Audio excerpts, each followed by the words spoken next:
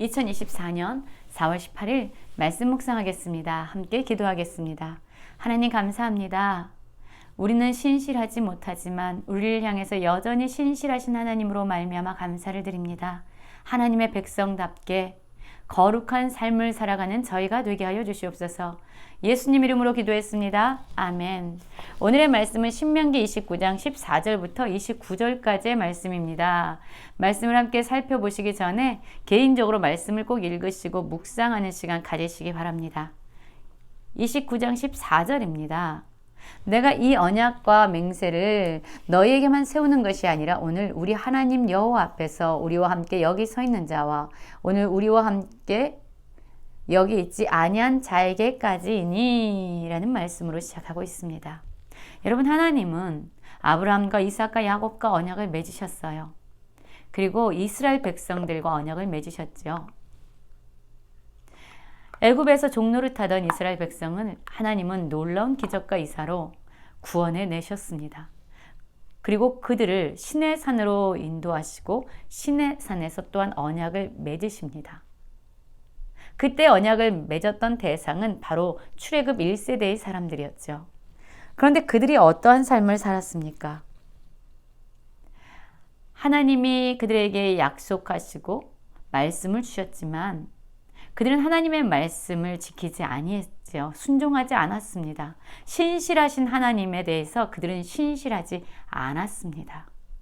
그러나 그럼에도 불구하고 하나님은 오늘 다시 그들의 자손인 출애굽 2세대의 사람들과 언약을 맺고 계십니다. 거기서 멈추지 아니하고 그들의 후손들과도 언약을 맺고 계십니다. 여러분, 신실하지 않은 우리를 향해서 하나님은 끊임없이 다가오시고 약속하여 주시는 겁니다. 얼마나 감사한 일인지 몰라요. 우리는 실패하고 넘어지지만 이스라엘 백성들처럼 하나님의 말씀에 불순종하고 그분에 대해서 신실하지 않지만 하나님은 그럼에도 불구하고 우리를 향해서 신실하게 일하고 계시는 겁니다. 29장 16절부터 보면은요, 우리가 애굽 땅에서 살았던 것과 너희가 여러 나라를 통과한 것을 너희가 알며 너희가 또 그들 중에 가증한 것과 목석과 은금의 우상을 보았느니라 라고 말씀하고 있어요. 하나님께서 이스라엘 백성을 애굽 땅에서 건져내실 때에 어떠한 일을 행하셨는지 기억하시죠? 10가지 재앙을 그들에게 내리셨어요. 이때 내리셨던 10가지 재앙은 애굽 사람들이 섬기던 신들과 다 관련이 있습니다. 하나님은 10가지 재앙을 통해서 그들이 믿고 있는 신들이 얼마나 헛되고 무력한지를 보여주셨습니다. 이 땅에 유일한 신은 오직 하나님뿐임을 그들에게 나타내 보여주셨어요. 그리고 이스라엘 백성을 애굽에서 건지셔서 광야에 여러 나라들을 통과하게 하셨죠.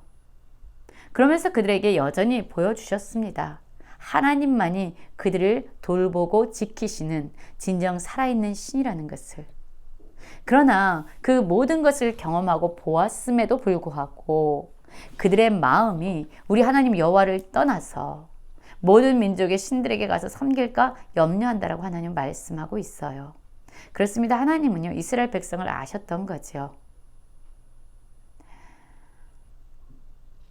하나님만이 참된 신임을 알았음에도 불구하고 그들의 마음이 다른 민족이 섬기는 신들을 가서 섬기게 된다는 거죠. 미혹을 받습니다. 하나님은 이 일에 대해서 염려한다라고 말씀하셨는데요. 왜 염려하실까요? 우상을 섬길 때에, 하나님을 떠나 다른 신을 섬길 때에 그들에게 이 말, 그 대가가 무엇인지 알고 계셨기 때문이에요. 그들은 우상을 숭배합니다. 그러면서 스스로 마음에 이렇게 말합니다. 복을 비는 거예요. 내게는 평안이 있으리라고 스스로 속이는 겁니다.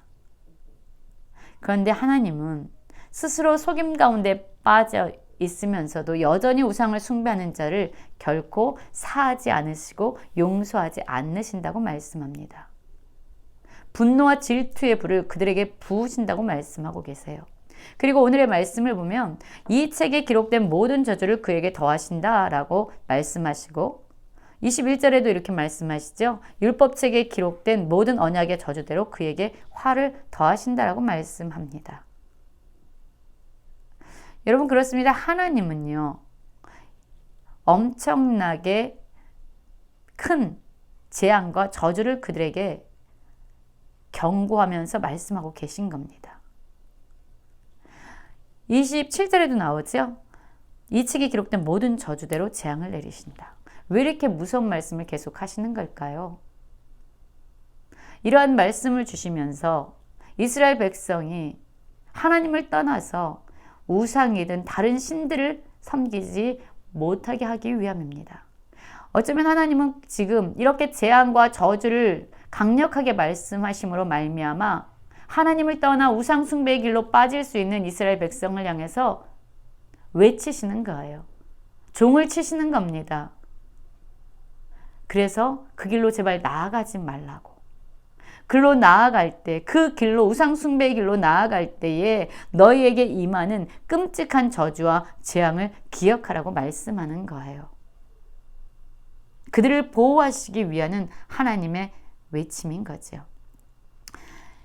우상 숭배의 길로 빠져서 하나님의 진노와 하나님의 심판 가운데 머물게 될 때 그들이 살고 있는 그 땅에는요, 엄청난 재앙과 질병이 만연할 것이고, 또한 그 땅의 유황과 같이, 소금과 같이 어떠한 농사도 지을 수 없는 척박한 땅이 될 것이라고 말씀합니다. 그리고 하나님이 이미 멸하셨던 소돔과 고모라와 아드마와 스보임의 무너짐 같이 그 땅도 무너질 거라고 말하는 거예요. 자, 이러한 엄청난 재앙이 있게 되지요. 그러면 여러 나라 사람들이 서로 묻는 거죠. 그리고 또한 그들의 후손과 멀리서 오는 객들이 서로 묻는 거예요. 여호와께서 어찌하여 이 땅에 이같이 행하셨느냐? 이같이 크고 맹렬하게 노하심이 무슨 뜻이냐라고 서로 묻는 거죠. 왜냐하면 이 땅에 임하는 재앙이 너무나도 철저하고 엄격했기 때문입니다. 엄격할 것이기 때문이죠.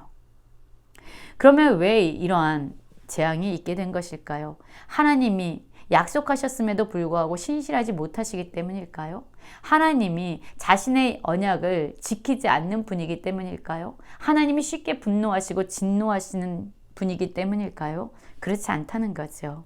그때 사람들이 대답하기를 그 무리가 자기 조상의 하나님 여호와께서 그들의 조상을 애굽에서 인도하여 내실 때에 더불어 세우신 언약을 버리고 가서 자기들이 알지도 못하고 여호와께서 그들에게 주시지도 아니한 다른 신들을 따라가며 그들을 섬기고 절한 까닭이라라고 말하고 있습니다. 그렇습니다. 그 이유는 무엇이냐면요. 바로 이스라엘 백성이 하나님과 약속하고 언약했음에도 불구하고 하나님을 떠나서 다른 신들을 섬기고 절한 그런 우상 숭배의 죄 때문에 이러한 재앙이 임하였다는 거예요. 그들이 재앙 가운데 있는 것은 하나님의 어떠함 때문이 아니라 그들의 죄 때문이라는 거죠. 하나님이 신실하지 못하기 때문이 아니라 바로 그들의 신실하지 못함 때문이라고 말씀하고 있는 겁니다. 여러분, 그렇습니다. 어쩌면 우리의 삶에도요, 재앙과 같은 고난이 임할 때가 있어요. 모든 고난이 우리의 죄 때문은 아닙니다. 그러나 어떤 때에 우리가 당하는 재앙은요, 우리의 죄악 때문일 때가 있음을 기억해야 합니다. 우리의 삶에 이러한 어려움이 찾아올 때에 우리가 하나님 앞에서 다시 질문하기 원합니다. 하나님, 왜 이런 일이 일어났습니까? 왜 나에게 복을 주신다고 약속했는데 이러한 고통이 있습니까? 라고 질문하는 것이 아니라 혹시 하나님, 내 안에 내 마음이 하나님을 떠나서 세상의 신을, 세상의 우상을 섬기고 있진 않습니까? 라고 하나님 앞에서 우리의 마음을 다시금 되돌아보는 시간을 갖기 원해요. 29절에 이렇게 말씀하죠. 감추어진 일은 우리 하나님 여호와께 속하였거니와 나타난 일은 영원히 우리와 우리 자손에게 속하였나니 이는 우리에게 이 율법의 모든 말씀을 행하게 하려 하심이라. 그렇습니다. 하나님은 어떤 일들은 우리에게 감추세요. 그러나 어떤 일은 우리에게 분명히 보여 알게 하시죠. 하나님이 우리에게 알게 하신 일, 나타내신 일은요, 우리가 신실함으로 지켜가는 겁니다. 감추신 것은 하나님에게 속한 것이에요. 어쨌든 하나님의 섭리 가운데에서 우리에게 보여주시고 또한 보여주시지 않거나 감추거나 나타나신 일이 있다면 그것은 우리로 하여금 하나님의 모든 말씀을 행하는 거룩한 백성으로 세우기 위함이라는 것을 기억해야 합니다. 여러분, 하나님은 여전히 신실하세요. 하나님은 약속을 지키는 분이에요. 또한 우리로 하여금 하나님의 말씀을 지켜 행하는 거룩한 백성으로 끊임없이 세워가길 원하는 하나님입니다.